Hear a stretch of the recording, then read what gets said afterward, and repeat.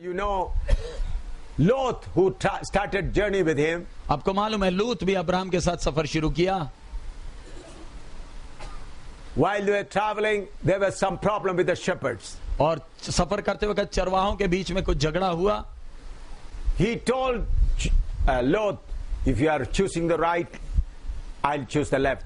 You have the choice. Abraham ने लूत से कहा अगर तू बाएं जाएगा मैं दाएं को जाऊंगा, चुनने का वो आजादी लूत को दिया। Lot looked up and saw Sodom and Gomorrah is a blessed land at that time. लूत ने अपनी नजरें उठाई, उसने देखा सोदोम गोमोरा धन्य जगह है। He went there. और वहां चला गया। He built a house there. उधर घर बना लिया। He began to live and enjoy the blessings of that land, material blessings of that land. और उधर रहकर उधर के शारीरिक आशीषों का ऐश करने लगा। When angels came to visit Abraham, जब स्वर्गदूत उसके घर में अब्राहम के घर में आए, he didn't have a good house. He was staying in the tent. Abraham एक घर में नहीं रहता था, एक तंबू में रहता था। So therefore he requested the angels to sit under the tree. और इसलिए उसने स्वर्गदूतों से विनती की कि वो पेड़ के नीचे बैठें। He served them food at the tree. और पेड़ के नीचे उसने स्वर्गदूतों को भोजन खिलाया। But he went to Lot. He took them in and gave them a good shelter, good house and good food. और लेकिन लूत के पास जब गए वो अपने घर में ले गया, अच्छा खाना अच्छा मकान में ठहराया।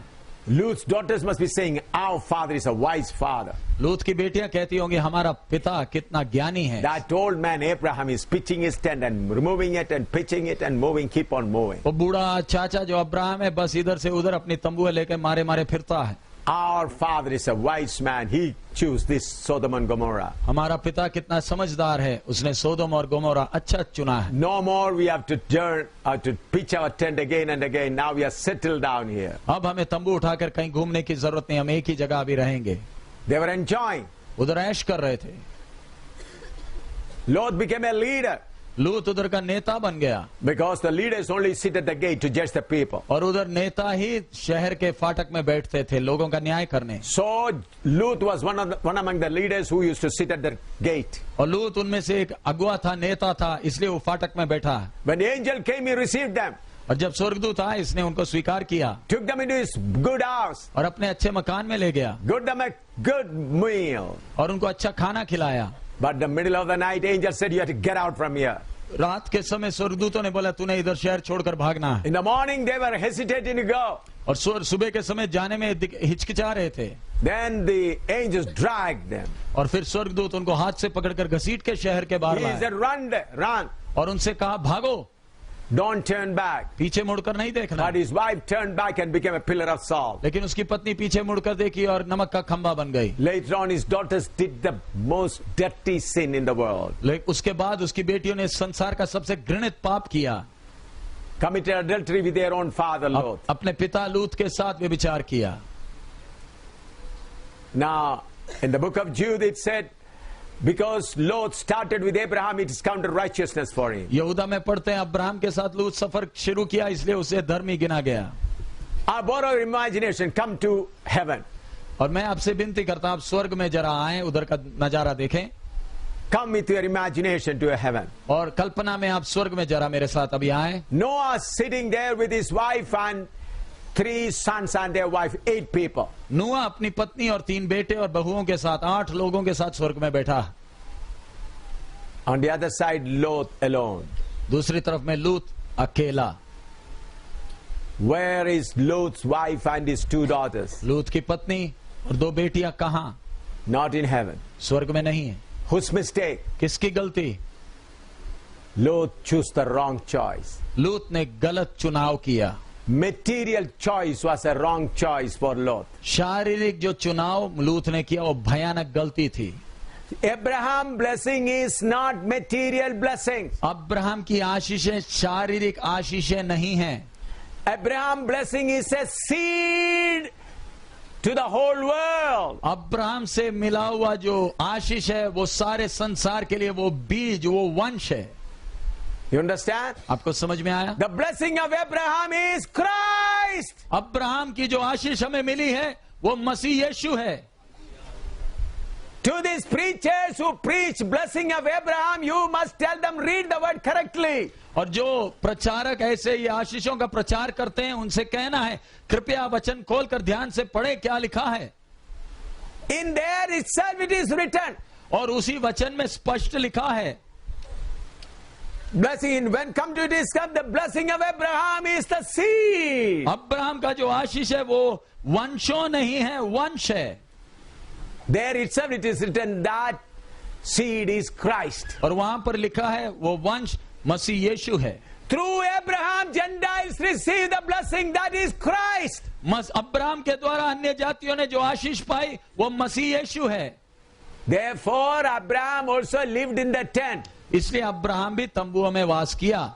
He looked for the city of God. वो परमेश्वर के नगर को देखता रहा. So therefore, children of God, don't be confused with the present day preachers. इसलिए प्यारे अजीजों, आज के आधुनिक प्रचारकों के प्रचार से गुमराह ना हो जाएं. I'll be taking this subject more clearly in the evening session. और शाम की सभा में मैं इस विषय को और खोल कर सिखाऊंगा. Material blessing. शारीरिक आशीषें. What is the difference between material blessing and spiritual blessing? शारीरिक आशीष और आत्मिक आशीष के बीच का फर्क क्या है? Because these days, out of 199% preachers preach about material blessing. क्योंकि आज की दुनिया में 100 में से 99% प्रचारक शारीरिक आशीषों का प्रचार करते हैं. America, Kerala, South India, all over the place, Norway, Australia, everywhere. America, Australia, Europe, दुनिया भर, भारत में भी सब जगह इसी प्रचार हो रहा है शारीरिक आशीष का. I would like to put these scriptures before you in your fresh mind in the evening session. और शाम की सभा में यही वचन को दोबारा मैं आपके सामने रखूंगा. What is the great difference between material blessing and spiritual blessing? शारीरिक आशीष और आत्मिक आशीष के बीच में फर्क क्या है? Then you will understand the great danger in that. फिर आपको उसके अंदर के भयानक खतरे का समझ आएगा. Then you will understand how the churches are being exploited, destroyed by these false preachers. और फिर आपको मालूम चलेगा ये गलत प्रचारकों के द्वारा कलीसियाएं कैसे बर्बाद हो रही हैं. And I'll bring before you the word that usually take to preach and confuse people. और मैं फिर वो वचन भी आपके सामने लाऊंगा जिसका इस्तेमाल कर कर ये लोगों को गुमराह करते हैं. Now your rest time is coming, therefore I'm closing here. इसलिए अभी आपका क्लास का समाप्ति का समय आ रहा है, इसलिए मैं समाप्त कर रहा हूँ. I give you rest time so that you meditate on the word. मैं आपको आराम का समय दे रहा हूँ ताकि जो वचन सुना है उस पर मनन करें. Not just to keep it in the notebook, but to understand it. Notes लिखकर कॉपी में रखने के लिए नहीं, लेकिन आप उसको समझने के लिए. Today we studied, He must send us. आज सुबह हमने जो सीखा वो विषय, उसने हमें भेजना है. And we also studied, Holy Spirit did not allow them to go to Asia and to another place. और हमने देखा किस प्रकार प्रभु के दासों को परमेश्वर की आत्मा ने एशिया में और दूसरे स्थान में जाने में रोका. And I told you what is the difference between Matthew 10 and Matthew 28. और मैंने सिखाया किस प्रकार मत्ती 10 और मत्ती 28 में जो फर्क है. Matthew 10, when Jesus sent them 2 by 2, it was for their physical healing and to preach them about the kingdom of God. और जब मत्ती 10 में परमेश्वर ने, प्रभु यीशु ने चेलों को 2-2 कर कर भेजा, वो उनके शारीरिक चंगाई के लिए और आने वाले परमेश्वर के राज्य का प्रचार का विषय में था. But Matthew 28:10 is to make disciples. लेकिन मत्ती 28 का 10 मत्ती 28 का 18 से 20 में हम पढ़ते हैं चेले बनाने का जिम्मेवारी है. Everyone that is trained shall be like his master. हर कोई जो प्रशिक्षण पाएगा वो अपने गुरु के समान होगा. So we are making disciples. So हमारा काम है, हम जो कर रहे हैं वो चेले बनाने का काम है. And the Matthew 10 it is physical message. Matthew 28 is a spiritual message. मत्ती 10 का आज्ञा शारीरिक है और मत्ती 28 का जो आज्ञा है पूर्ण आत्मिक है. There were people are being prepared for physically to receive the spiritual thing. मत्ती 10 में उन्हें शारीरिक तौर पर तैयार किया जा रहा है ताकि आत्मिक आशीषों के लिए वो योग्य हो. He said, preach the kingdom of God at hand and made them physically ready to receive the spiritual thing. आने वाले परमेश्वर का राज्य का प्रचार करें ताकि शारीरिक तौर पर आने वाले आत्मिक राज्य के लिए वो तैयार हो जाएं. Just like when you give food, you wash the plates. जिस प्रकार आप खाना देने के पहले बर्तनों को धोते हैं. That's why Matthew 10. इसलिए मत्ती 10 है.